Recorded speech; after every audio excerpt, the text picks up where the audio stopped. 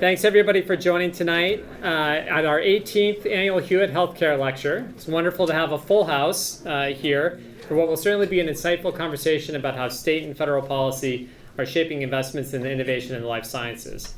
For those of you that are used to seeing Jim Sturgis, Pioneer's executive director, up here, he sends his regrets. He wasn't able to be here with us tonight, and unfortunately our life sciences team have not yet figured out how to clone him. So we're going to work on that for next year. But my name is Andrew Horgan. I'm the Chief Strategy and Development Officer here at Pioneer, and it's been just such a pleasure working with the team as we look to really move things forward and with all of you to help make Pioneer's mission possible. Now, admittedly, when I arrived at Pioneer, our work in the life sciences was really the most foreign to me. I was a political science kid in college. I didn't spend hardly any time in the hard sciences. But thankfully, our team here is not only great at being able to understand how the entire life sciences ecosystem works, but they're able to describe the intricacies of that system in a way that even someone like me can understand. So speaking of that team, I'd like to recognize Dr. Bill Smith, who's our director of the Pioneer Life Sciences Initiative, Dr. Robert Popovian, who serves as our visiting fellow, and they're amongst the most sought after life science policy voices in the country. We're really lucky to have them, and their goals are really focused on promoting the innovative therapies that drive better health outcomes and making those outcomes or those therapies available to patients so that they can really access them and afford them. So please join me in thanking them for their efforts to make healthcare more accessible for everyone. This evening also is continuing a tradition made possible by the Hewitt family. Colby Hewitt Jr., who is our longest tenured board chair, helped set the Pioneer on the path that it is today. We are able to continue that legacy with his son, Chuck, who served on Pioneer's board for a decade. And now we're pleased to welcome Chuck's son-in-law, John Marston, who you'll be hearing from later tonight, who joined the board this past year. We're also really pleased to have Colby Hewitt IV join us, who will share a little bit more from the family in just a few moments. So I'd also ask you to help me thank the Hewitt family for not only their long-standing support of Pioneer, but helping make tonight's event possible as well.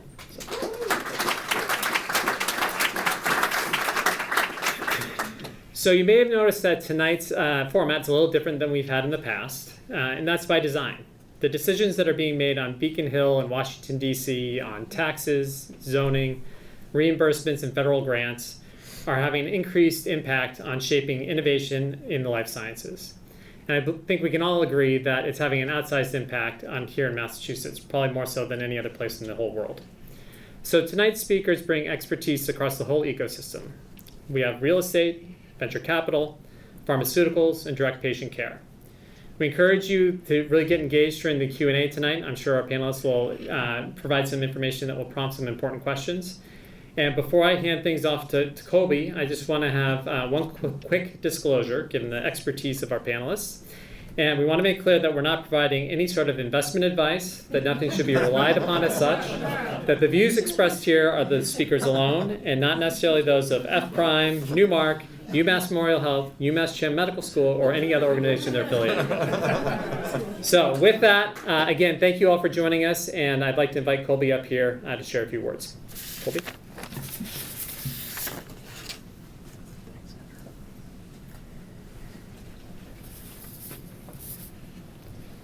Thanks, Andrew. Thank you all for coming. I'm Colby Hewitt IV.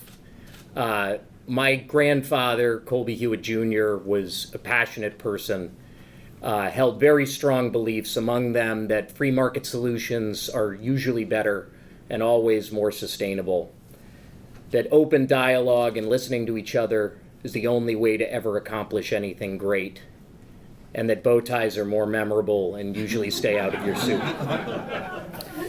The former two of these are reasons why he was so passionately aligned with the Pioneer Institute, and why my family continues to support Pioneer today.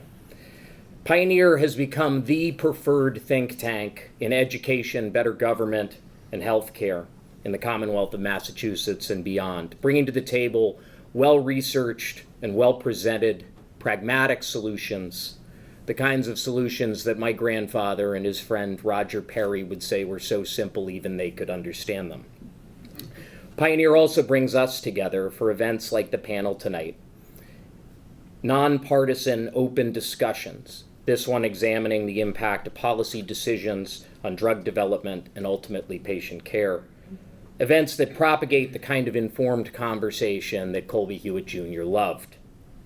Andrew and Jim Sturgios in absence, it's an honor and a privilege for me to be here, and it's an honor and a privilege to be in front of you all, and an honor as well to introduce Dr. Robert Popovian as the moderator, who will introduce the panel. Thank you. Thank you, Robert.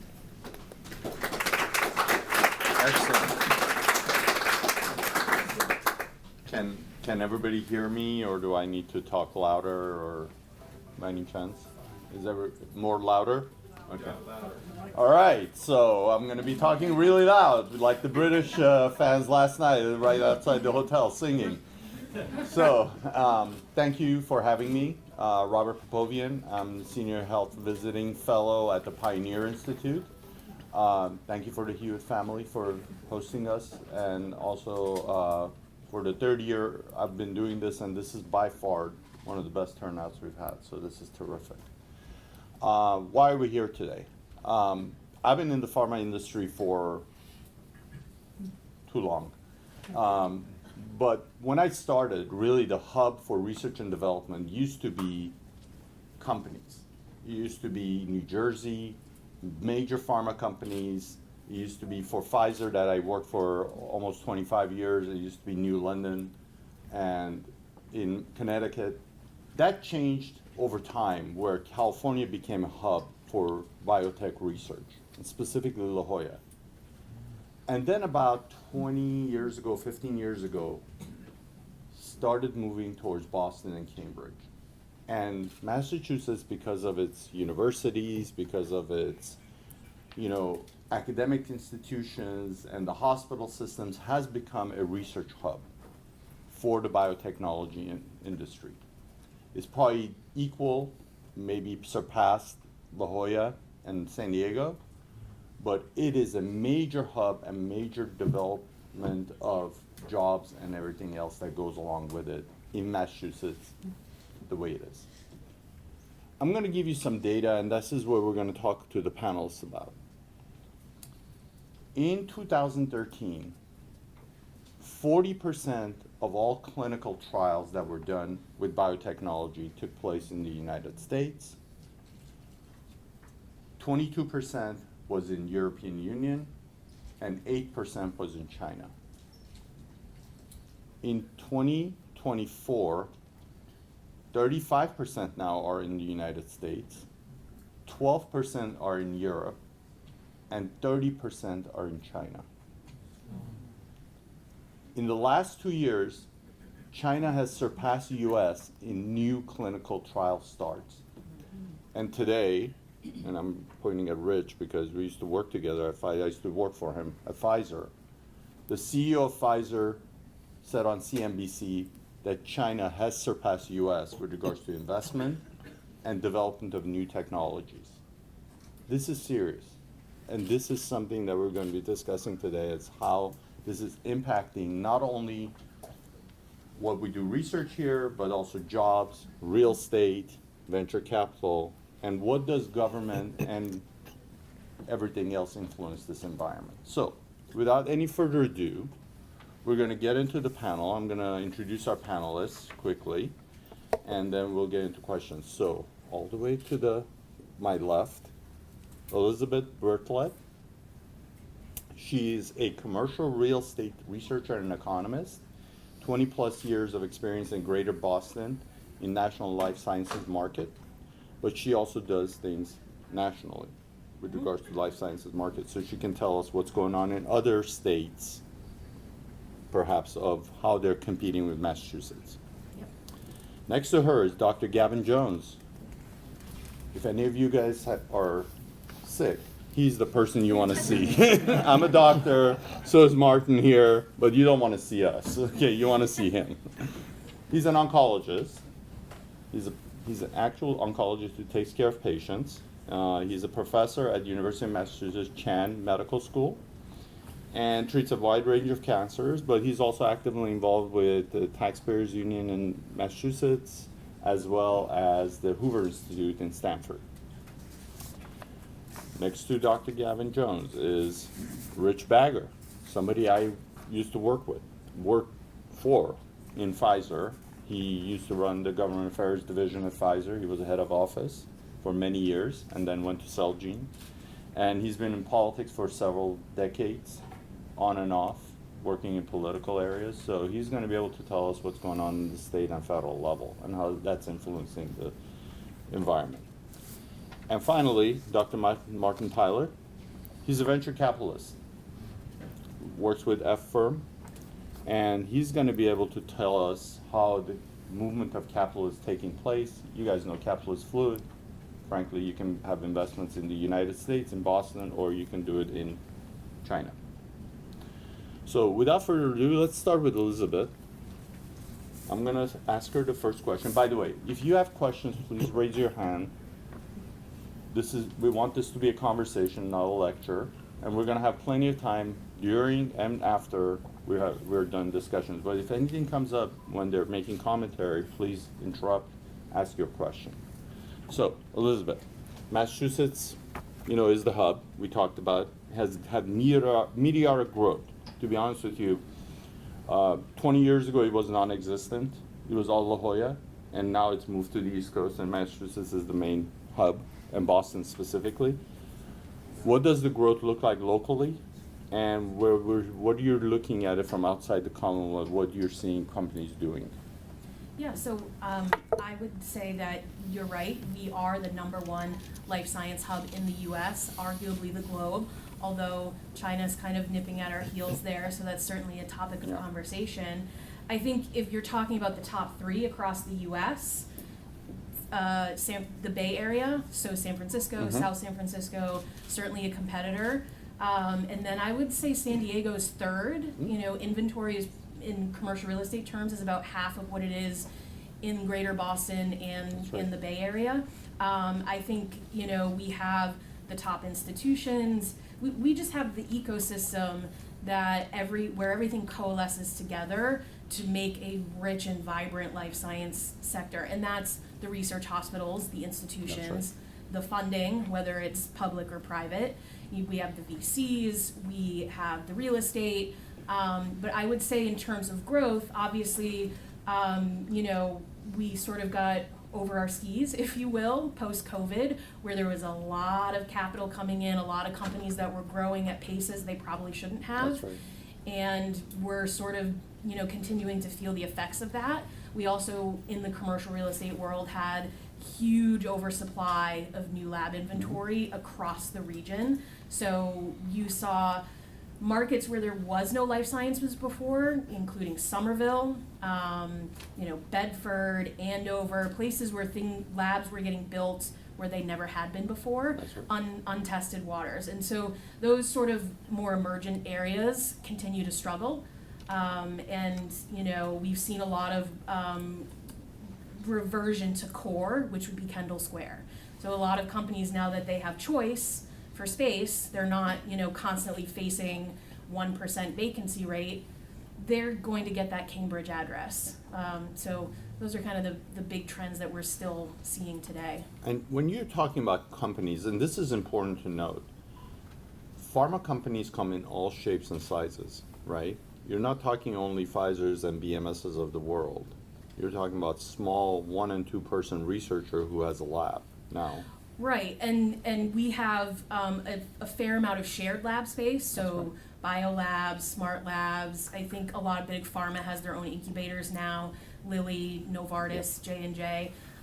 So yeah, you could have a 1-person company that just needs a bench, and they're in a co-working for life science companies. We have early, mid-stage, IPO'd public companies, later stage companies, and then we have all of the big pharma companies are here now as well, which is, relatively new, I would say, within the last decade, right? Lilly's headquartered in Indiana, but they are expanding pretty rapidly in this market. Very good. So Gavin, you're the clinician. You take care of patients every day. We have great hospitals here. We have great academic institutions like the one that you work at.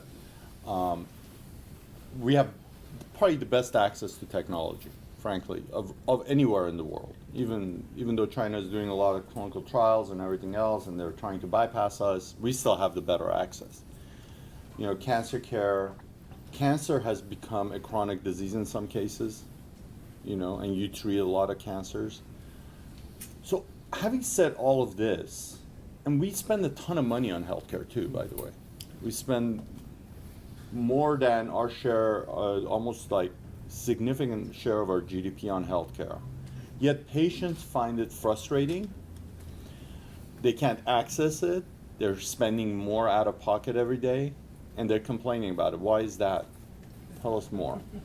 So you're exactly right on all those points, and I think it's important to really remember and highlight exactly as you said, Rob, just what an incredible, tremendous healthcare system and ecosystem Massachusetts really is. You know, I'll kind of tie this into an example. I was going through a tumor board last week, and we were talking about a patient that had a tracheal cancer. This is exceptionally rare, not something you typically see. There are no randomized controlled trials for this. But the world expert in doing surgery for tracheal cancer is here in Boston. Okay, I can make a referral for that patient to meet with that physician in a way that, you know, if they were in Iowa or anywhere else in the world, I'm not sure they would have the capacity to do. Okay, so that's absolutely true. Massachusetts has done exceptionally well in terms of having elite, prestigious academic levels and quality of care, and in solving, in some sense, the coverage issue.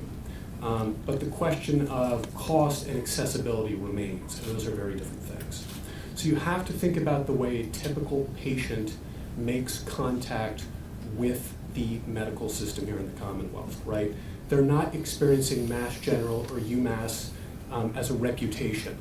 They're experiencing questions like, can I get in to see my primary care doctor? Can I get this MRI booked? Why was this claim denied by my insurance company? And that is a completely and totally separate issue from the elite level of care that we have. The other thing that's happened is medicine in general has become increasingly fragmented and balkanized. So any one of those steps that a patient goes through may be excellent care, but the coordination between them is where things fall through the cracks, right? So you're going in to see a primary care doctor. Is that primary care doctor communicating with the specialist? Are they communicating with the behavioral health technician? Are they communicating with the nurse at the rehab center that the patient is being discharged to, right? When you're going through the healthcare system, you're encountering multiple actors and they need to coordinate and work together. And that's very, very challenging to do across multiple settings, and especially today where there's so much administrative load.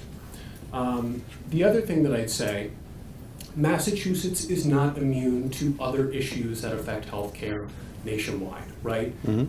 Increasing labor costs, workforce shortages, again, issues with access to behavioral health and primary care access, an aging population with increasing chronic disease that's asking more and more of the healthcare system itself to sustain, right? So these things exist in tension. You can have these, like I said, elite, prestigious medical institutions that we're blessed to have and still have those ongoing issues or problems. So I think a lot of the dissatisfaction that you hear from the patient experience reflects that. And the way that I see this as a physician is the real inroads we need to make are not the kind of necessarily glamorous or sexy aspects of medicine. It's these small, common sense, prosaic things like getting in to see your primary care doctor, right? 30% of citizens of the Commonwealth can't get in to see the primary care doctor, despite the fact that 90% have a primary care doctor. They're the sentinel node, the gateway to all subsequent medical care. Those issues are very, very real, and they're not addressed by the otherwise, like I said, excellent physicians and medical staff that we have here and are blessed to have. Okay. Please. Just because it's in your wheelhouse, what do you think is the primary driver of the increased cost of medical care, specifically in Massachusetts, and do you have any ideas about how to address that? It's a very good question. In many ways, it is the question, right? So one of the things that people will point to is provider market consolidation here. So because we have these elite healthcare systems, right, they increasingly gather more and more territory. The number of actual small community hospitals that we have is diminishing. And when you're a member of this elite care network, you can bargain more, you have more power in that aspect from the insurance companies. You can ask for more money for the same thing. That gets passed on to the subsequent patients and raises the premiums. It'd be one way that I could argue against that. Right? Even if we're talking about apples to apples for the same type of procedure, something electively that could be done at a small community hospital without much difference in quality. That's certainly one question, and I think one thing maybe unique to Massachusetts that's driven cost. I think in the 90s and 2000s, we conceptualized consolidation as a good thing, right? It'll help Coordination. Exactly, coordination of care, kind of those issues, but there's it's a double-edged sword. There's another side to that. If you have only a few state actors, again, they have more bargaining power in terms of what they can ask for in terms of their services, and that gets paid on and trickles down throughout the system. So that's certainly one side of it. The other are kind of downstream effects from everything that I was talking about, right? If you can't get in to see your primary care doctor, that spills over elsewhere, and you're getting increased specialized referrals. You're using the emergency room as a form of primary care. That drives up costs and wait times, right? So these things have secondary consequential effects. Excellent. Yes, sir. I guess if I wanted to compartmentalize my question is, in the context of the competition that is happening between San Francisco, San Diego, and Boston when it comes to the research hub, I'm curious to know if what's driving this sort of optimization culture in research when it comes to resources, is it based on what kind of disease they're doing research on, what kind of work they're doing, what kind of sequencing they're doing? And I guess if I wanted to laser focus my question a little bit more, is this competition driven primarily by the use of AI, for example? So like my colleague and I are here representing the science policy group at Harvard. We went to Washington, D.C. 2 weeks ago, and with a couple of the offices that we met, what we heard the most was the AI being used as a tool. And so to bridge with Dr. Jones' observations and comments is, are we primarily focusing too much on what we're doing in lab, what resources we're using? Are we using AI enough to conduct or to lead the sphere, perhaps, in terms of what we're working on too much, rather than repurposing our focuses in the clinic, in the hospital, in primary care? And if not, then what seems to be driving the concerns that Dr. Jones is pointing to? Lots of good questions in there.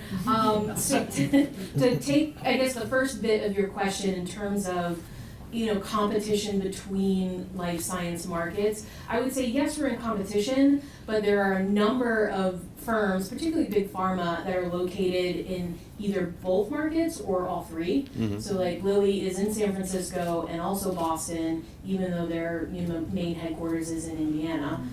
So you see some of that. We have clients that are in multiple markets. They want to be here, they want to be in Seattle, they want to be in San Francisco as well. So it could be access to different talent, access to different healthcare systems or different types of research. There is, some specialization, I would say, like Philadelphia is known for cell and gene therapy, so you tend to find a lot of companies that are focused on that.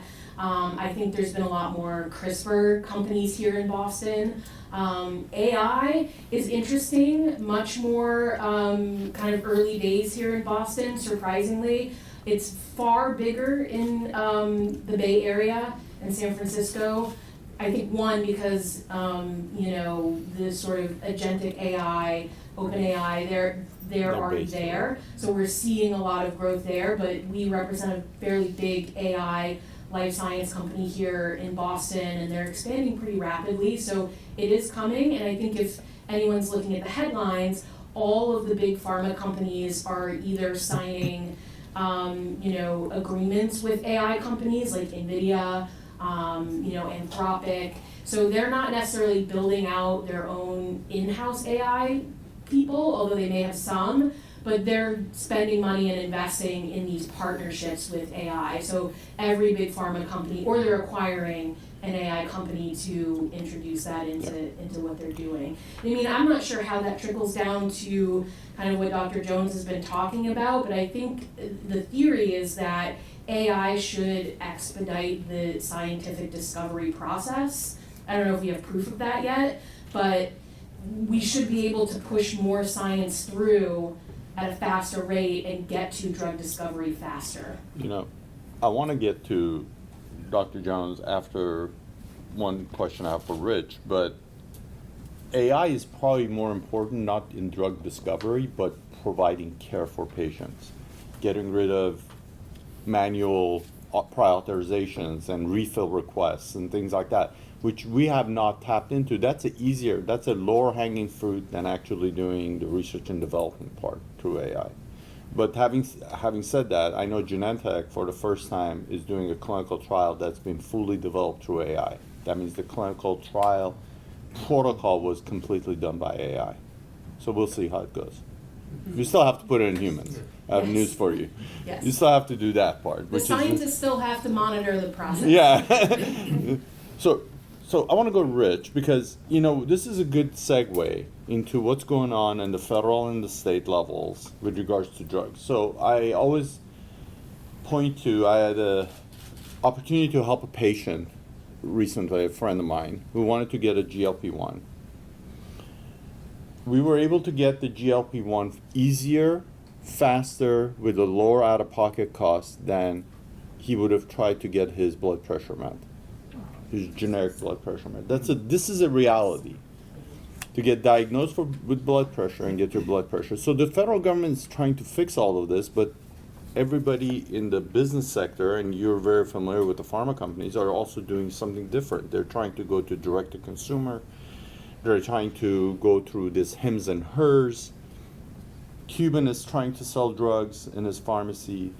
And now the federal government is also doing things like Inflation Reduction Act, which we've talked about, trying to price control and things like that. What are the consequences that are going to make it even more difficult for patients to access drugs through these policies?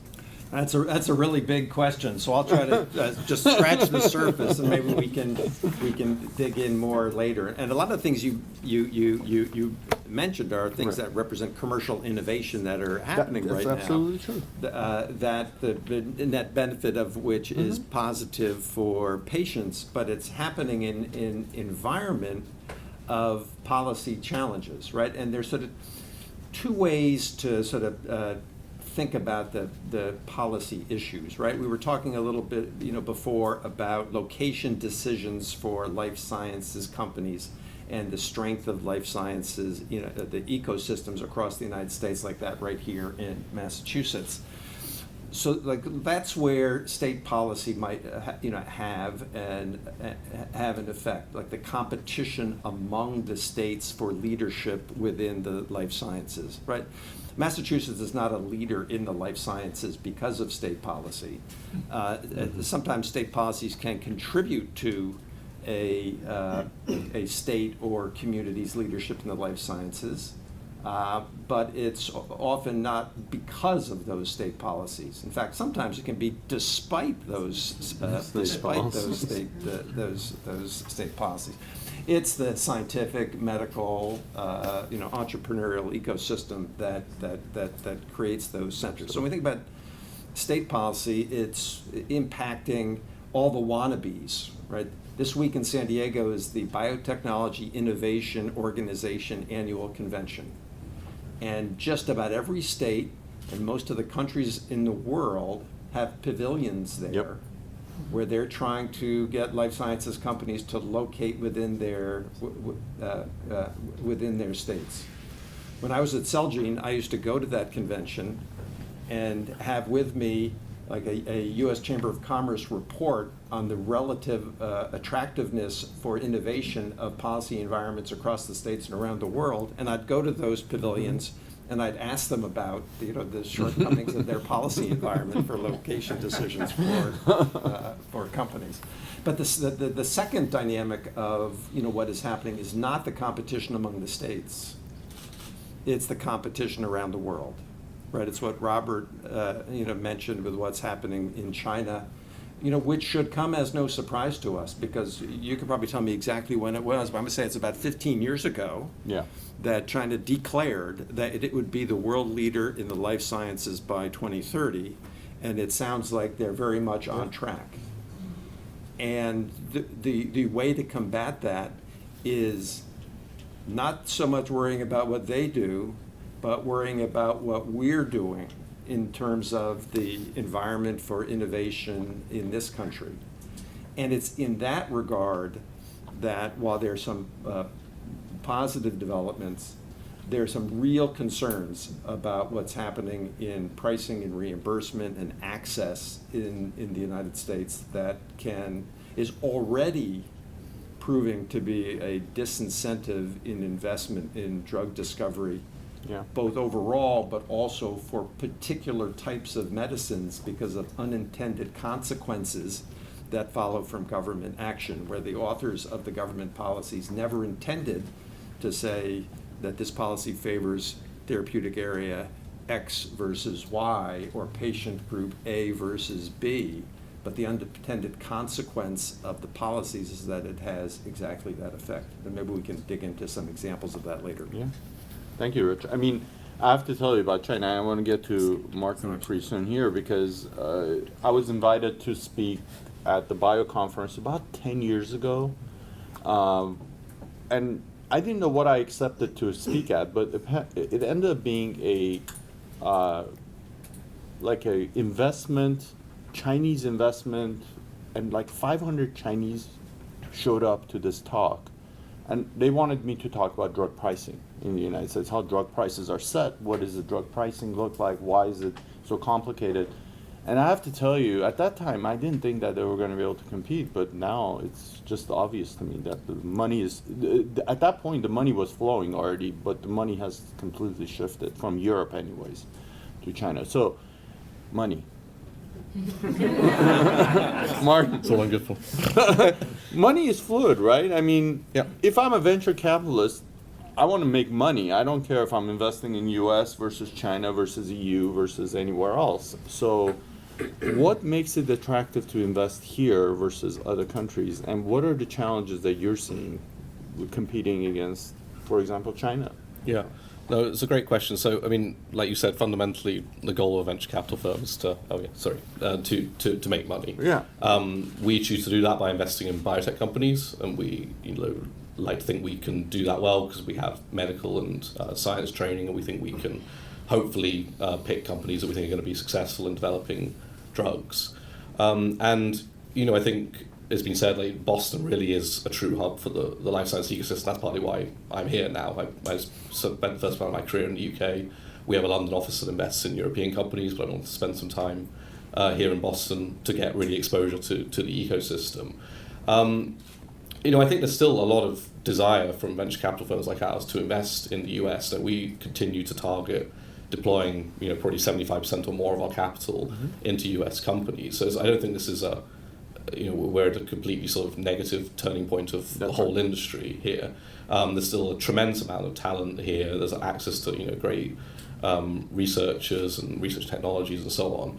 But particularly the rise of China is a real phenomenon, and it does direct how we flow capital. I think one thing that's sort of been interesting is historically we actually did a lot of direct investing in China. We've been doing that for a number of years in our firm, but more recently, where the kind of venture capital industry has gone in life sciences is to find interesting drug technologies or actual sort of drug candidates that have been developed by Chinese companies, out-licensing them into a new company, which might be headquartered here in the US, and then leverage the expertise in drug development, running clinical trials that sort of a little bit more solidified over here to advance drug development. So I think there's sort of ways that we can still kind of work almost in a collaborative way with these kind of innovations that are happening in places like China.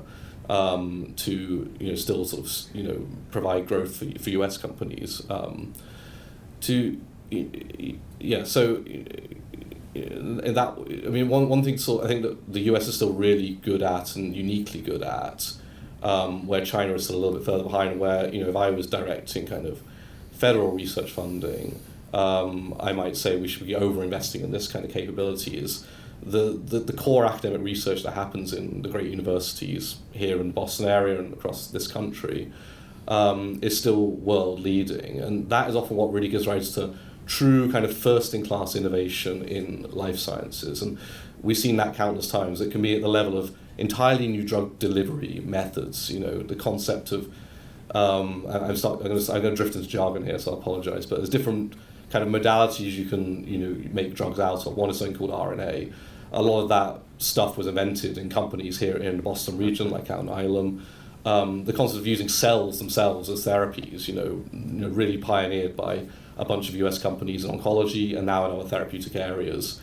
For example, we actually had an investment in a company called SEMA. It was a spin out of Harvard Medical School. It was acquired by Vertex, and they have pushed the product forwards to late stage phase 3 clinical trials and continue to develop it. And this kind of real innovation on novel modalities is something the US is still uniquely good at. But for those technologies to get to a point where a group like us, as a venture capital firm, feels like they're de-risked enough that we want to put money into it, relies on the academic grant funding to keep coming through. So kind of headlines you hear about cuts to NIH budgets do kind of make us nervous at a high level. It doesn't impact the way we deploy capital today, because the technology is there, there's appetite to spin them out and so on. But one worries about what happens 10 years down the line if you cut off the blood flow and the lifeline to these universities to keep being at the forefront. Will groups like China fill in the vacuum? So I think kind of maintaining that kind of piece. What China is very good at right now in drug development is taking ideas that have been invented in the West, in the US and Europe, refining them, making them better, and then accelerating those efforts. So a simple idea might be a drug where it's a novel technology, but you have to inject it into yourself once a week. And patients don't love that. It can be bad from a compliance perspective. So one simple thing, it's almost like an engineering problem that the Chinese companies have got really good at, is just making these drugs last longer in the body. They circulate longer, they have their effects for longer. We see multiple companies do that now. And a lot of venture capital investors like this because it's a pretty low risk thing to invest in.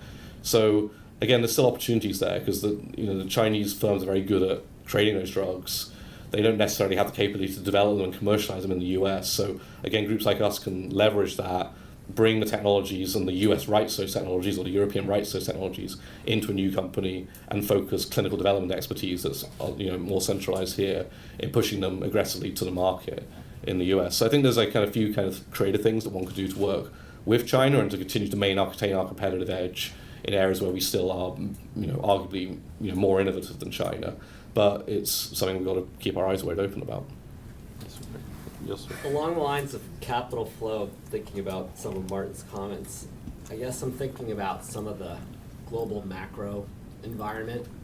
So thinking about headwinds we have within the United States with inflation, with taxes, with rates being high. I mean, there's a lot of different factors, right? And they vary from state to state, but then just overall looking at the country, thinking about inflation, thinking about the buying power of the dollar versus other competitors around the world. Yeah, I mean, I think it's a great point. I mean, I'll give an example. I think it sort of goes back to a stat you laid out in the introduction. Clinical trials, for example, are becoming more widespread in countries like China. Also, Australia is a great place to do first-in-human studies, and it's just partly because you can kind of make your dollars go further in those markets. And often, for me as an investor, the thing that scares me the most often is the first time we put a drug into people, because that's often one of the biggest risk steps we take. Well, what we've seen in animal models of diseases from a safety and an effectiveness perspective translate into people. And you kind of want the cost of capital at which you do that to be as low as possible, so you can turn the card, generate the data that creates value, raise more money at hopefully a better price, and then push the drug forwards in the actual markets where you really want to get it approved, which are the sort of the high-paying Western markets like the US and Europe and Canada and so on. And so I guess the unintended consequence of that, I mean, I don't know, some of it's more just kind of like the fact that the fees that needed to run these trials are cheaper in places like Australia and China. Some of it's the regulatory burden of like materials you have to put together and how the trial gets authorized in the first place. It's just more streamlined routes to do that in some of those countries. So, it does kind of make investors want their companies to kind of pursue those kind of angles because you get the data more cheaply. So I guess the unintended consequence of that is maybe there's less kind of work in the early stage drug development for US clinical research organizations, for US clinical trial sites. I think there'll still be a lot of appetite to develop drugs in the US and run big clinical trials in the US because ultimately the FDA wants data from US patients. So that's probably not going to change, and that's probably a good policy to maintain to ensure the US continues to benefit from access to and the ability to run those clinical trials. But yeah, I think it's a real phenomenon. I think it has pros and cons, and we should operate within that. Yeah. So I want to go back to China for a minute with 2 points. One, on the capital side, it's been written China's identified 5 or 6 industries in which they have said we're going to be the 90%. We're going to control 90% of those industries, and this may be one of them. Yeah. Their capital is different than our capital because their capital is coming from their government in ways that the Western cultures just don't do. And even if you think they're not coming from their government, if you've ever tried to have a partnership with somebody in China, you find out that ultimately you're in partnership with the Air Force or the Army or somebody else. So could you comment on that capital advantage that they have, and how we can compete with that, number one. And number two, and you may have addressed this already because you talked about how they are entering drug development in a certain way.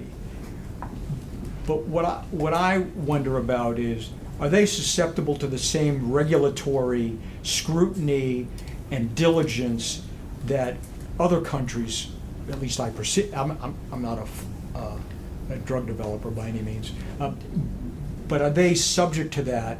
And how do they overcome the fact that they can do all the clinical trials in the world and they can develop all the drugs or do whatever they do, but how does the consumer protect themselves against what might be less than rigorous, or maybe you're going to tell me it is rigorous, less than rigorous regulatory oversight in achieving those objectives?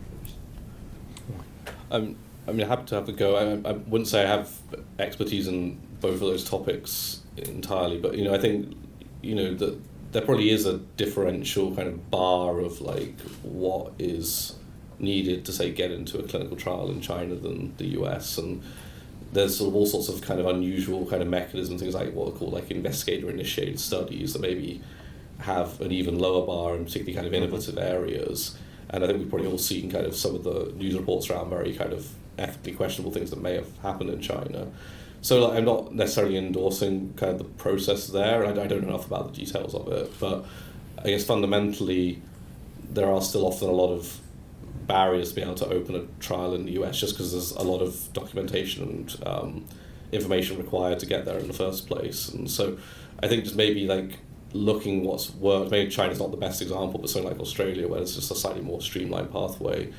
And sort of, I guess thinking about the piece of like what kind of data is appropriate for the stage of development. If you're going into a very small number of people in an early stage trial just to get initial safety and biodistribution data of a drug, I think there's an argument you might be able to tolerate a slightly sort of different bar of safety versus when you're going into a very large trial that's going to enroll thousands and thousands of people to really prove the efficacy of a drug and could lead to its approval. I mean, on the sort of the capital markets piece of it, I mean, some of my panelists might be better qualified to talk about this, but yeah, I mean, there's obviously value in having a lot of kind of capital concentrated in a particular way they can deploy it in a strategic way at scale, whereas, I think we do have some of that in the US. I mean, the NIH is probably the biggest, funder of grants to academic and clinical research in the world, is what I would think. So, but do you really know that? I don't know if that's offhand. Because you don't. Yeah. The difficulty Yeah.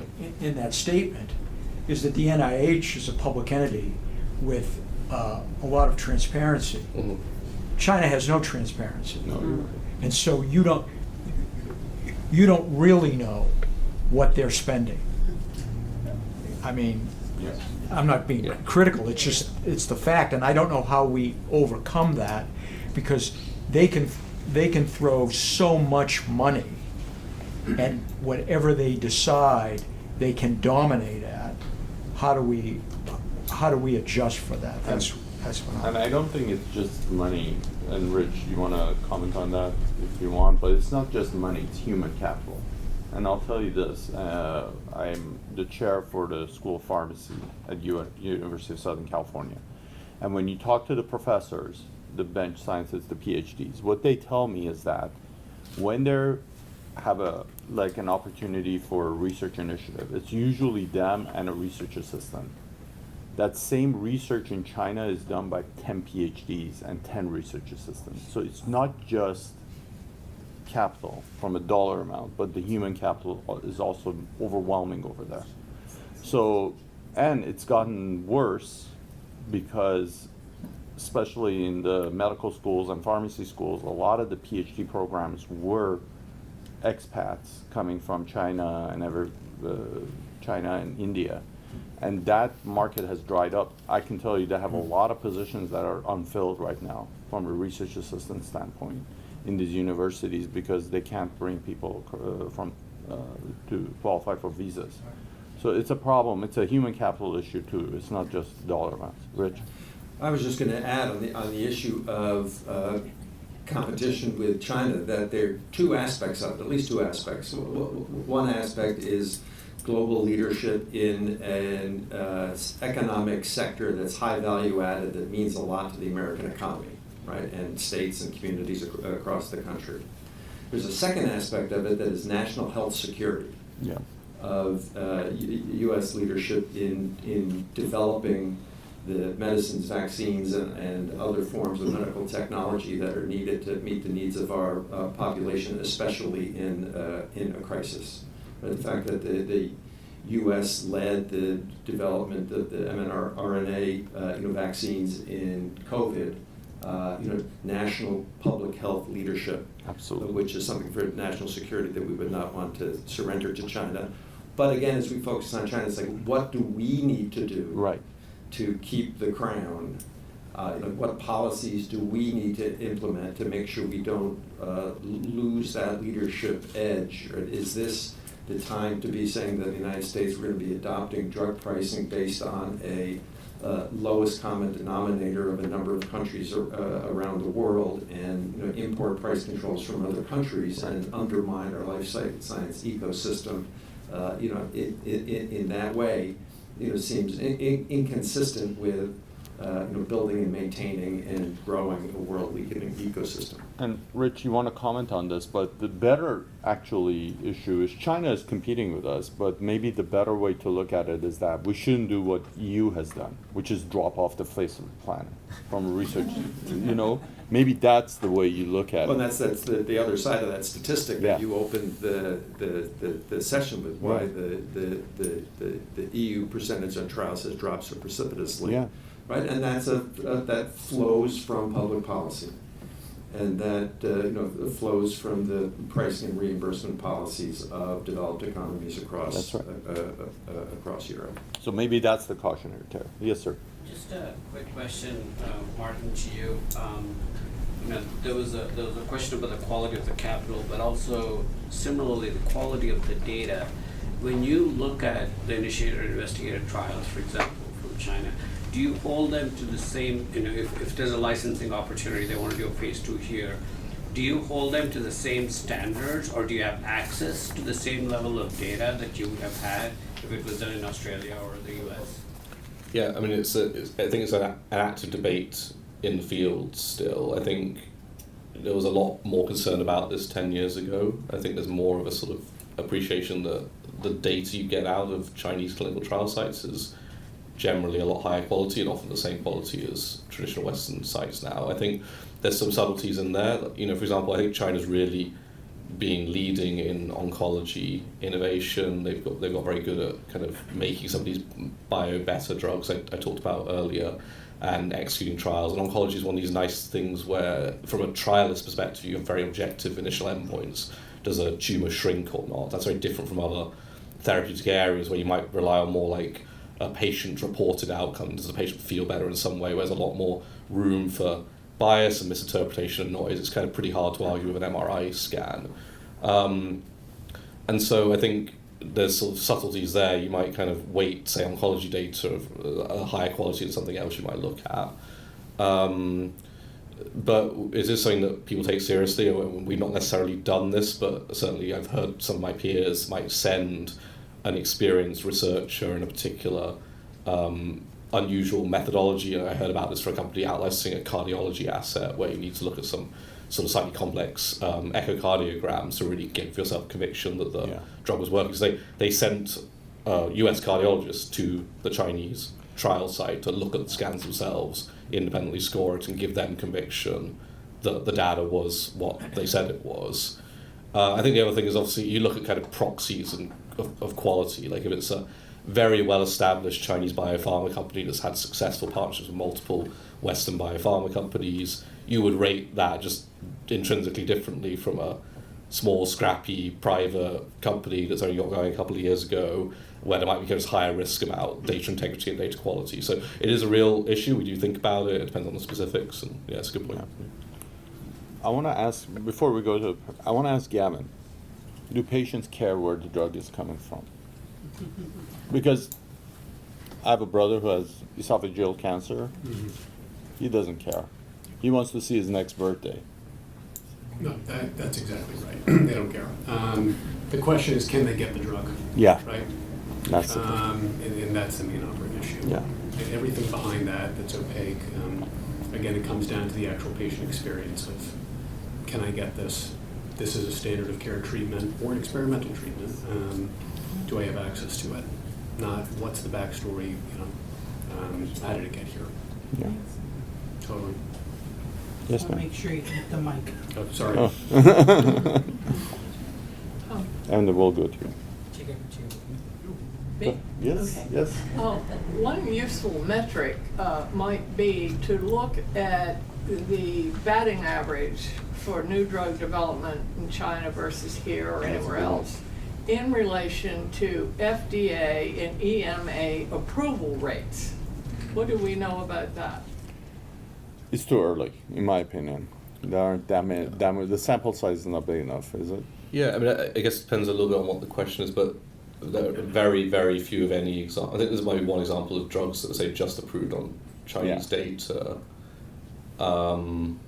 And I think the expectation is any drug to get approval in the US market, or the base case is that it will have to have some proportion of US patients. The FDA has been pretty clear about that, and I think that's a good thing because, there's all sorts of reasons a drug may or may not work differently in different ethnicities and all sorts of things. So, but I think we're seeing an increasing number of data sets that do translate where what's shown in China does replicate in the US. So, I think they're getting more sophisticated at running more complex clinical trials. Something like oncology, they really lead in areas like that. Other areas it's up and coming, so I think it's an interesting to track. Yes, sir, and then you, and then him. I guess to probably harp back on my previous question, and I think that the other people that have asked questions have also illustrated that. If you had to choose between the standards of the regulatory laws when it comes to the agencies that allow for these clinical trials, and also the standards of the data, but then also the manpower when it comes to the people that are producing this data, which one would you say that is one that we should focus on to bring back the robust part of our research? Because so far I think the most most illuminating data that I have heard so far is that, what was it, from 8% to 30% of clinical trials are happening in China? Right. So that's a huge, gigantic pivot in less than, what 10 years maybe? Yeah. 10 plus years. Yeah. And so I guess from my perspective, and what I really wanted to ask in my previous question was, do we need to bring more people to the lab so that we can have more experiments and have more data kind of like push the science forward so that we can then transfer that to Dr. Jones' clinic, etc.? Or is this more of an issue where, because of the regulatory status of our research standards and because our data cannot compete with that of China's, right? What is it that we need to invest on? Like, what is the policy that would perhaps kind of improve the enterprise of our research institutions? Rich, you want to take that? It's a policy question, so. Well, I hate to say it may be both, but you're asking us to choose. And the fuel that brings more people to the lab and brings more trials to fruition is return on investment in the United States, right? Which goes to the incentives for innovation and what's happening with payment policies. At the same time, right, our regulatory policies are not fixed in time, right? They are capable and should be evolving to keep pace with technology, to keep pace with AI, to speed programs into the clinic, to speed programs while they're in the clinic, to speed programs through the regulatory process. And just earlier this week, I did not read it in detail, but there was an announcement from the FDA and the NIH with policy guidance with a number of proposed regulatory changes that at first blush looked, one, very interesting, and two, that the agencies are sort of responding to the need to modernize and emphasize speed and the regulatory pathways. That's right. It's a combination. Yes, sir. So, given what we've talked about, as it relates to the China issue, it seems like the philosophy of capital in the U.S. at least is minimizing CapEx, maximizing returns, maximizing margins, staying out of things that are more capital intensive than not. When you're competing with China, which will act very aggressively, we've talked about the role of the state in China in dominating these technologies, given the reluctance of capital to industrial policy or antitrust enforcement, like there's a lot of M&A where you want to acquire pricing power in a market by reducing competition. What is the policy prescription that solves a lot of these issues? Because it seems like China's statecraft, whether we like it or not, is winning. So what do you do if you're Congress? What is the policy prescription to reverse the statistics that we've been talking about?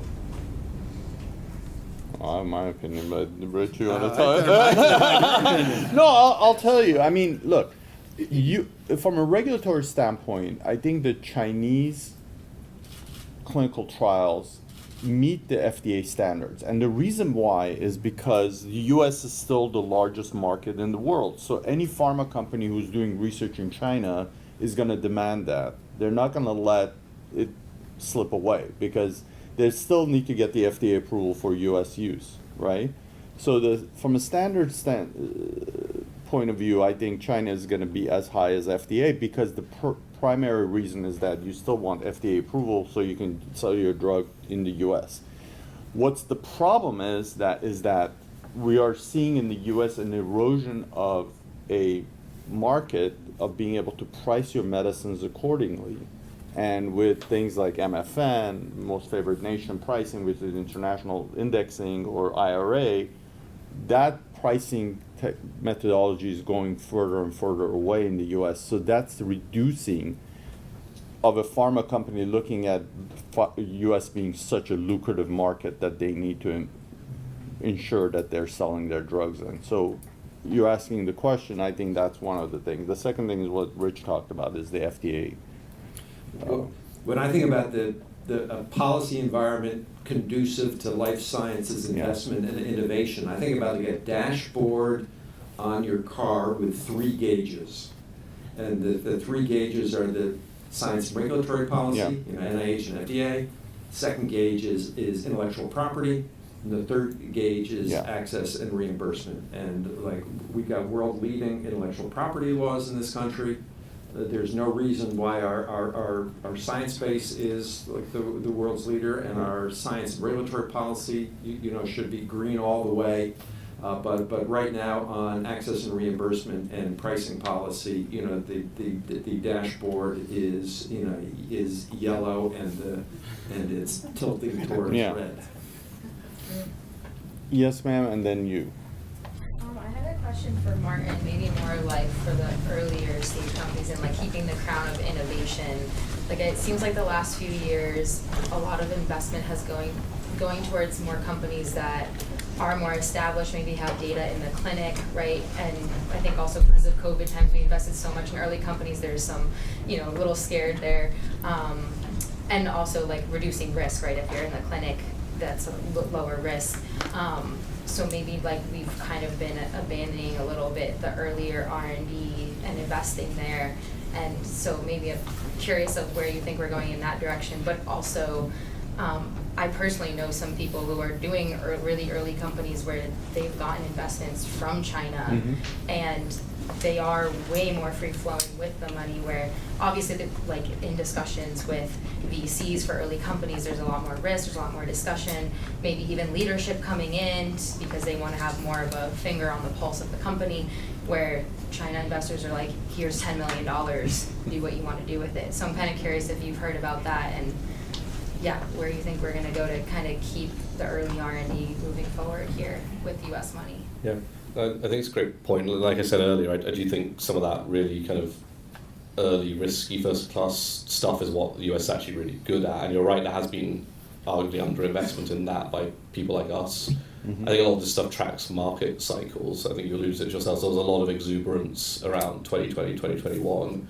A lot of things got funded. There was a very large supply of capital into the markets, a lot of stuff got funded, and then a lot of that capital withdrew, particularly retail capital, and then it was sort of left to more specialist investors to support an ecosystem that was at that point not sustainable. So when that happens, the money flows towards lower risk ideas in general. So that's why we've probably seen in the last few years a focus on investing in companies where there are drugs already in the clinic or it's perceived to be a lower risk technology.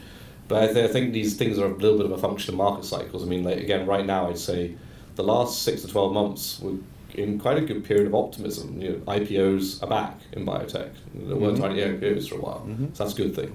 M&A has really shot up. Like companies getting bought, so that's a good thing, and that sort of flows into how people like us think about where we're willing to deploy capital. We're willing to go a bit earlier and riskier. And if I think about two of like the hottest private Series A biotech deals that I've looked at in the last 6 to 8 months, where the companies received multiple term sheets. It was a highly competitive process to get into the deals. They were both on innovative drug candidates going after completely novel targets, sometimes in disease areas where there wasn't even an approved product, so there's like regulatory and clinical development risk ahead of you as well. But the science was strong. Those all came from US and North American kind of ideas. So I think that there's still appetite for that thing, that it sort of really is a little bit of a function of just how market cycle. I guess on the Chinese investor point, like Chinese investment into US companies is an important part of the ecosystem. There's lots of, it's not just China, I guess it's also, sovereign wealth funds from, countries in the Gulf, for example. There's a lot of appetite from those players to put money directly into companies, or maybe more commonly as investors into venture capital funds that then in turn, like us, that invest in those companies directly. So, I think that's an important part of the sort of capital ecosystem, I guess, and it sort of helps, we want some of that money flowing into the US because it means we can support more innovative things, for example. So, yeah. Yes, ma'am. Yeah, thank you. Going back to drug pricing and drug availability, and how we keep that possible for people in America, I'm just wondering, this all feels a bit contradictory to me, when we're mentioning pricing policy and regulation and competition, as well as return on investment. Is there a way to keep drugs available and at a price enough for people? And is there any policy ideas behind this? Are those two things possible to do at the same time? Well, there's pretty strong evidence that, first, there's a lot of competition in drug pricing, right? There's the competition that occurs once a patent expires, where the U.S. has the lowest generic prices of any developed economy in the world, and 90% of our prescriptions are filled by generics, right? So that's one form of competition, but there's also competition among different therapeutic agents that are still on patents, and that competition process optimizes both for access and for value, right? That's why even though access isn't what it should be in the United States, the percentage access to new medicines in the United States, which is about 85% of new medicines being widely available to patients, that compares with 40 or 50% in Europe because of the price and access restrictions they have. At the same time, the competition that occurs among the pharmacy benefit managers and insurance companies and the pressure that they put in terms of their negotiations with pharmaceutical manufacturers leads to deep discounts and deep rebates, such that the net price after rebates and discounts for patented prescription drugs in real dollar terms has declined every year since 2017. Because the often cited statistic, just over 50% of the money spent on prescription drugs does not go to the companies that discover, developed, and manufacture them. It goes to other intermediaries in the system. The competition has had a favorable impact on access and price. For policies that are needed now are ones that will further improve access and improve transparency in pricing, so that where the rest of the money is going, the cross subsidies and the payment to other parties in the sort of drug supply chain becomes more visible and therefore is susceptible to competition. So I'm going to come to you, sir, but I want Gavin to comment on that, because, we still have access issues despite what Rich said. In the U.S. in generics, just to give you what Rich was saying, we have the lowest generic pricing in the world. We spend 60 cents out of every dollar. They spend $1 for the same generic in Europe. We spend 60 cents. Yet, patients are even having difficulty accessing their generic drugs. Gavin, is that a reality? And why is it a reality when we are such competitive pricing? It's definitely a reality, unfortunately, and it plays into what I do. The medication is useless if I prescribe it for the patient. They can't get access to it again, right? The patient has other social factors or a whole individual that may preclude them from being able to access that medication. It's even simple things like being able to get to the pharmacy, right? Transportation issues. Maybe they don't understand how to take the medication. Maybe it's not covered, or they need a different medication that's really not the same. All those things come into play, without a doubt. Thank you. You, sir. Yes. Yeah, I've read in several publications that 50% of the papers cannot be the technical papers cannot be reproduced. Now, I'd like to ask this group, is that a true statement? And if that's a true statement, how do you fix it? Oh boy. Are you talking about like the research papers that have been published in peer-reviewed journals and everything cannot be replicated? You do A, B, and C, and you get D, E, and F. You don't get D, E, and F. Gavin, what are your thoughts? Because you probably publish in peer-reviewed journals. So the 50%, I'd have to go back and look and investigate that. But definitely the peer review process is, in its ideal form, very rigorous, and there are supposed safeguards anytime you publish a paper that are supposed to check for that.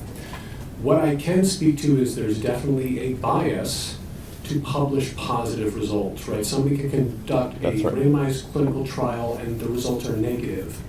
And then what's the benefit in publishing a negative trial? That's right.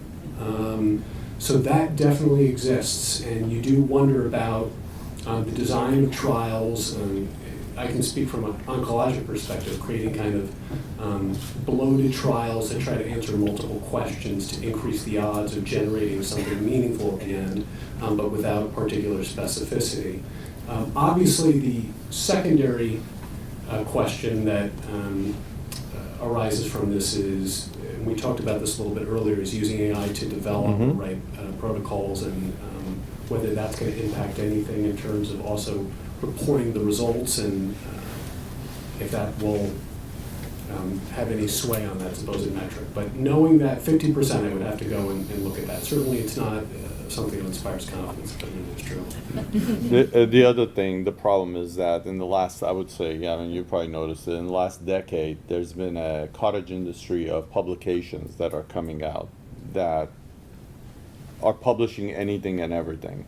And so just take that with a grain of salt. If just because it's published, even in a peer-reviewed journal, doesn't mean it's legitimate research. Yeah, that's a whole topic I can discuss. And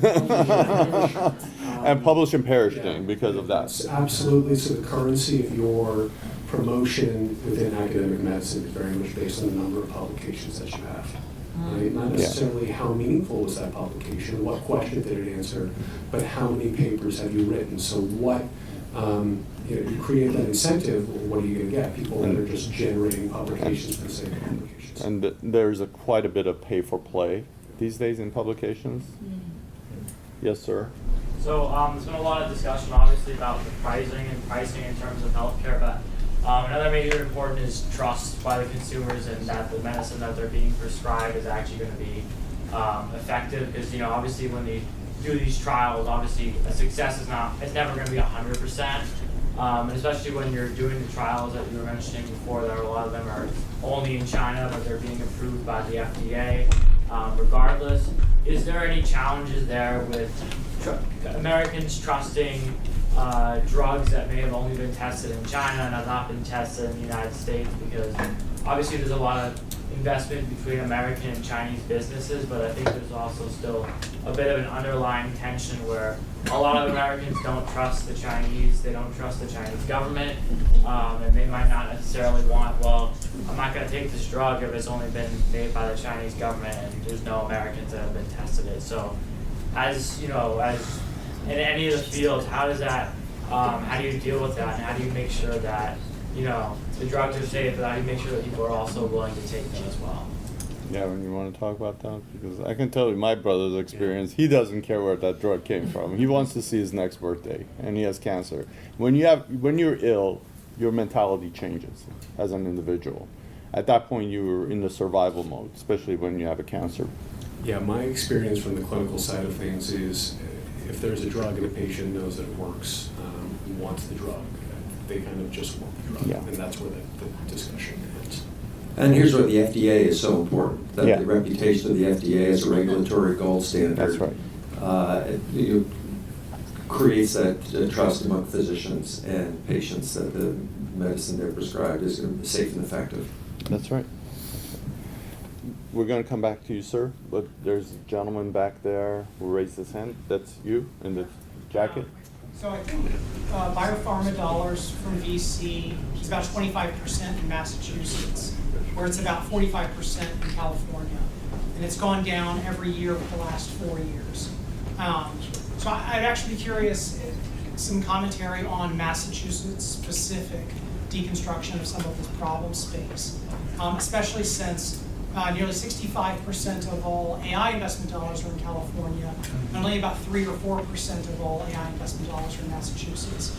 And as this next generation of AI meets biopharma, AI meets life sciences, is rocketing like a rocket ship right now, has Massachusetts already missed the boat on what's about to happen?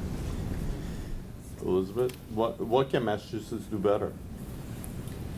Well, I think California always tends to compete with us in terms of, dollars spent.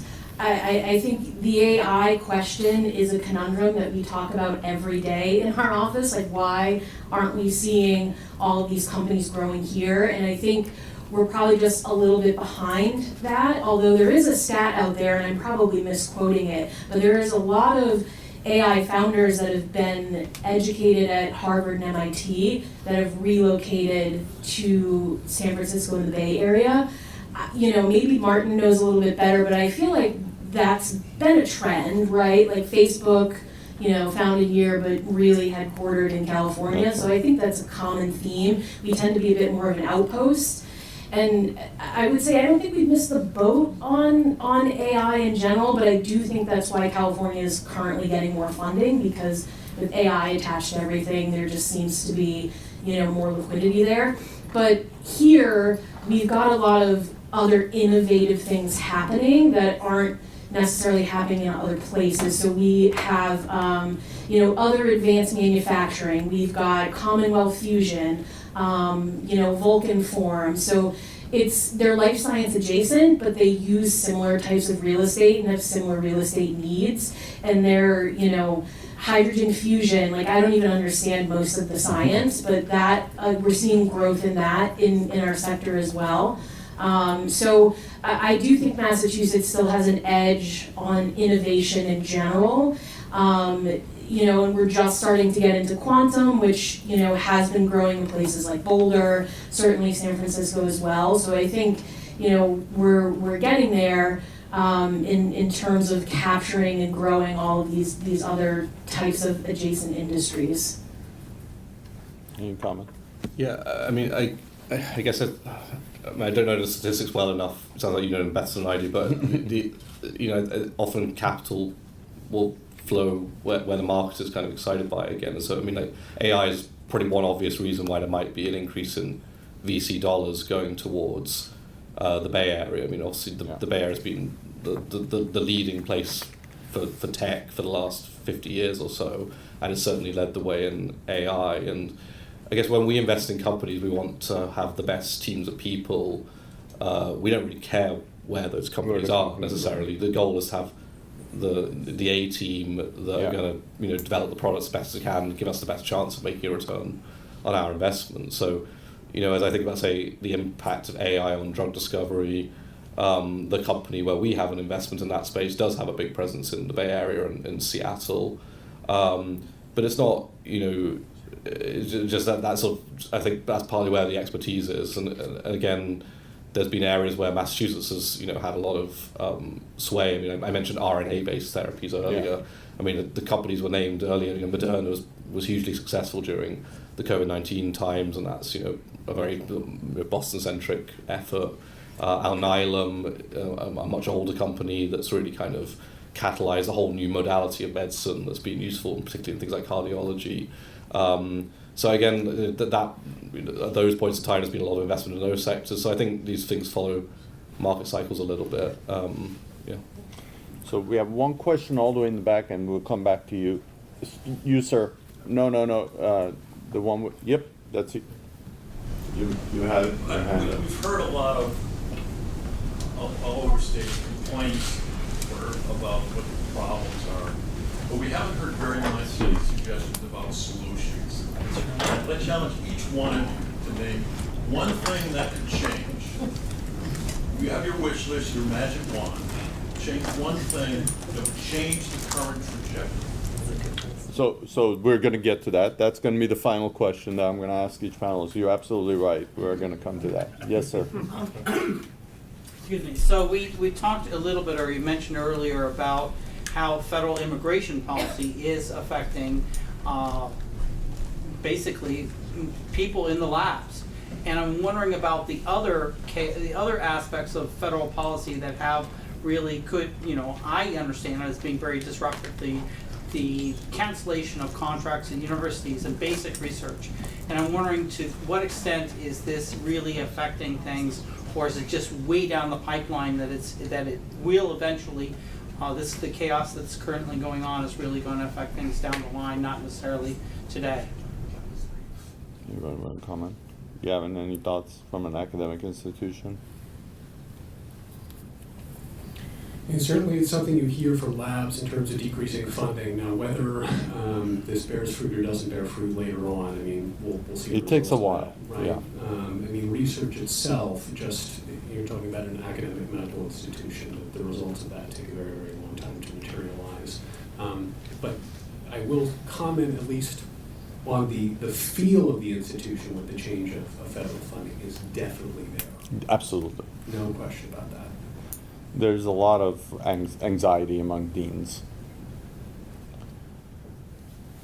All the way back, yes. But I just wanted to offer a perspective. Massachusetts, Bruce and I sort of in a discussion we've had. 20 years we've improved tremendously. That was one of the opening arguments.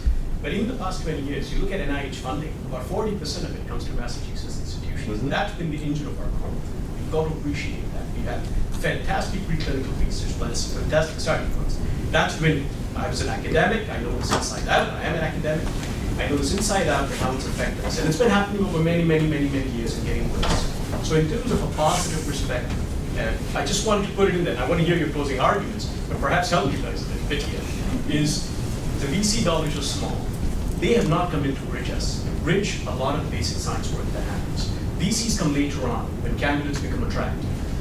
And the other question was, let's not pursue China, but let's focus on ourselves. How can we make ourselves better? Yeah. And I'm telling you, we've had a history. In the 20 years, we've caught up. We've exceeded our goals. Let's keep that going through. And I want to hear each one of your solutions. Yeah.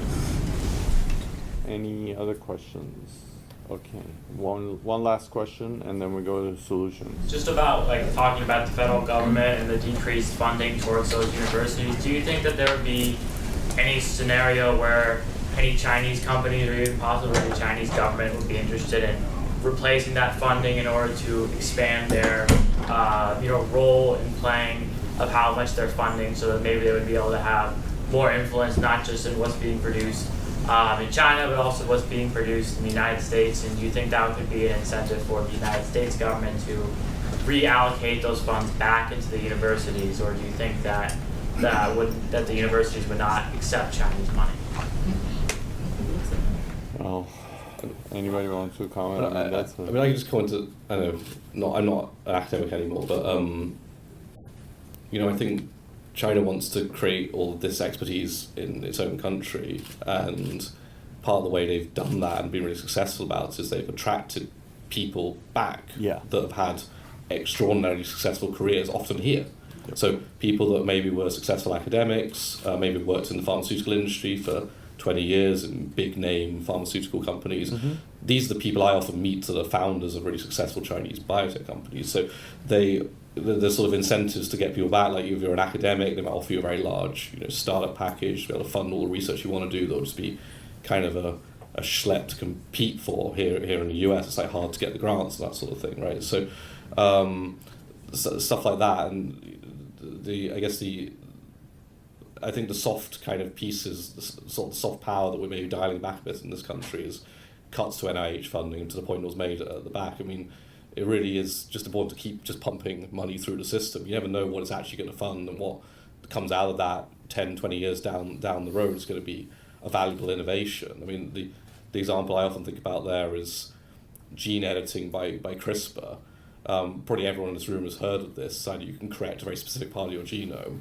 The reason we discovered that is because a bunch of academics were kind of trying to figure out how bacteria defend themselves against viruses, and they discovered a system, started doing it, and then someone thought, this is actually really cool, we could apply this to make genetic medicines. And then within about 5 years of that discovery, there were all these kind of companies being set up, CRISPR Therapeutics, Editas, many of them here. There were IP wars between Berkeley and Harvard and so on, right?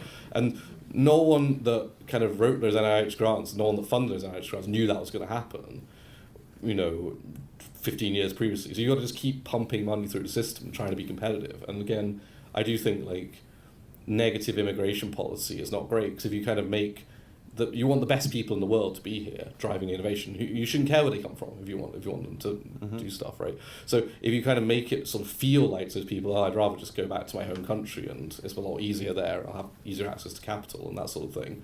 Of course they're going to do that. So again, these sort of soft policies that you don't necessarily think would have a big impact, I think could be damaging to our competitiveness on a longer term horizon. Right. We don't see the effects today, but I really worry about what it looks like in a decade. And I want to add something. That's the risk, right, Rich? Because politicians look at the next cycle, the election cycle. This is long-term investment. Can you comment on that? I mean, that's the thing. Yeah, well, had a number of self-inflicted wounds in policy, and it is because of short-termism that leads to unintended consequences, and nowhere more so, for example, than the Inflation Reduction Act from 2021, which created various distortions and disincentives, across therapeutic areas and patient sets, and changed how drug discovery investments are happening. So a thoughtful, longer-term view, even recognizing the political realities of the next election cycle. And when we get to our roundtable at the end, I'll tell you why I'm an optimist. Well, we're getting to that. So we're going to start with Elizabeth's solution. I want to hear what can we do to fix. Well, I think, obviously talent is something that we need to really focus on. I think keeping talent here, it's very expensive to do business here. Real estate is very expensive. Labor is very expensive. So I think, addressing some of those issues and making sure that we remain competitive on that front. So much to say. Yeah. I don't know how much time we have. We could go on a 45-minute discussion about why I think the healthcare system needs to be we want solutions, yeah. So solutions, I'd say broadly, increased transparency, decreased financial opacity, increase some degree of rational market forces that respond to things that it can see. On a more general level, prioritize physicians taking care of patients and try to minimize these bottlenecks that we increasingly come up with and the administrative bloat that consists of writing notes, documentation, looking through inboxes, coordination, the actual amount of true medical doctoring that a doctor does on a day-to-day basis, somewhere probably between 25 and 30%. The rest of it is supporting all of that, right? Something needs to change. The solutions need to hone and clarify what it is that we go to medical school for. And I think some of those things that I talked about will help move us towards that direction. Okay, Rich? So we have been living through and continue to live in a golden era of medical innovation. And that medical innovation is accelerating. And that's why I'm an optimist. And we live in a country that has been and continues to be the world leader in that innovation, that has a policy environment that has been conducive to innovation across science and regulatory policy, intellectual property policy, and patient access and payment policies. Now, they can all be improved, and we have had some self-inflicted wounds in terms of undermining some of those policies.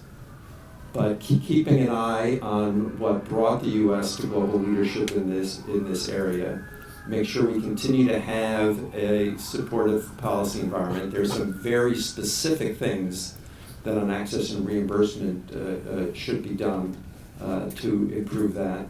But most of all, right, to keep the patient at the center of the system and keep the patient foremost in mind in the why we do what we do and the purpose for our medical innovation. I mean, I think I've said a few things we've gone through. Keeping capital flowing and keeping this place a great place that people want to come to. These are all kind of very high-level solutions. I think, for me, I think to really keep doubling down and supporting really true innovation, which I think is what the US is brilliant at. And I mean, I'll give one sort of specific example I haven't talked about.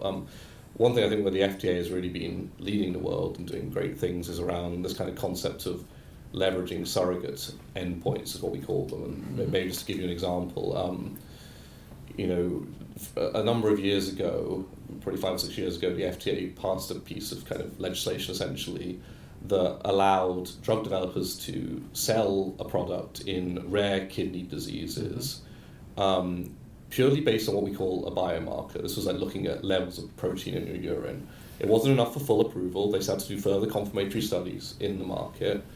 But it was really transformative for capital flow and innovation into the sector, because before that, you kind of relied on much kind of harder clinical outcomes. You know, if you're a kidney patient with kidney disease, what do you care about? You care about, am I going to get on dialysis, or am I going to have a transplant? And the problem is that takes a very long time to accumulate those events, to separate the curves of a treatment and an untreatment group in a clinical trial. And when it was in a very rare disease to begin with, most companies looked at that and just go, you know what, the cost for me to ever get this drug to the market just isn't worth the squeeze. Like, I'm not going to make my money back in enough time while I have intellectual property lifetime on my drug.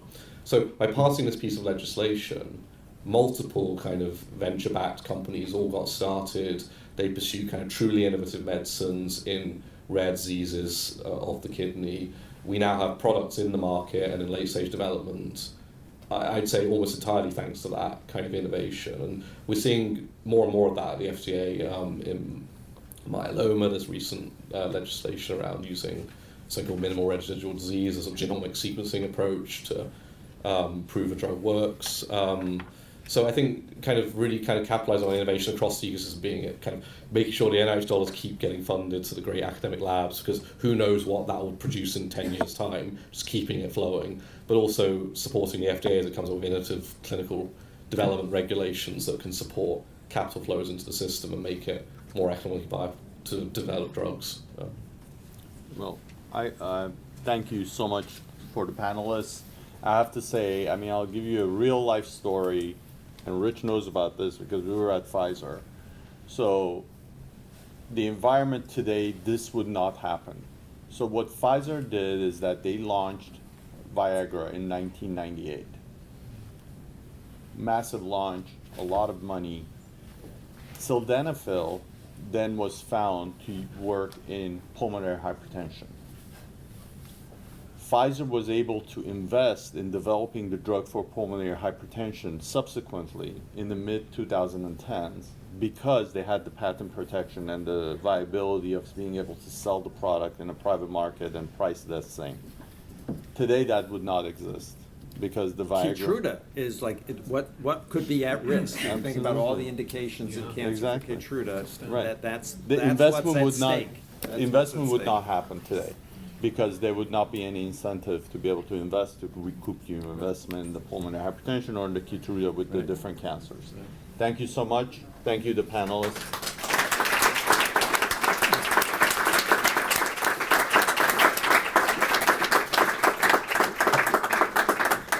Thank you all for being here tonight. Thank you to our panelists, to our moderator, for such a robust discussion. Conversations like this are exactly why pioneers work on life sciences and beyond, obviously, matters so much. For those I haven't met, my name is John Marston. I'm on the board of Pioneer. I'm also happy to be a member of the Hewitt family through my wife, Josie. And as Colby mentioned earlier, the family's connection to Pioneer is something we hold very dear. Pioneer helps sustain one of the most best life sciences ecosystems in the world here in Massachusetts, one that everyone here depends on. It's not just healing patients, it's driving our economy here in eastern Massachusetts, Boston and Cambridge specifically. And obviously a lot of conversation today about here in the U.S. as well. And that's exactly why our family continues to invest in Pioneer's Hewitt Family Endowment for the Life Sciences. The endowment enables both research and gatherings like tonight's, all aimed at helping people to understand the rule of sound policy in bringing both life-saving treatments to those who need them, and then also the policies there. So our goal is to raise $1 million. I'm happy to report that we are 80% of the way there. We're very excited about that. So whether you join us in supporting Pioneer's life sciences initiative specifically, or invest in another area with Pioneer that's very close to your heart, I'll hope you support Pioneer, obviously advance these policies that give patients access to life-saving treatments and give our whole community the opportunity to thrive. Thank you very much.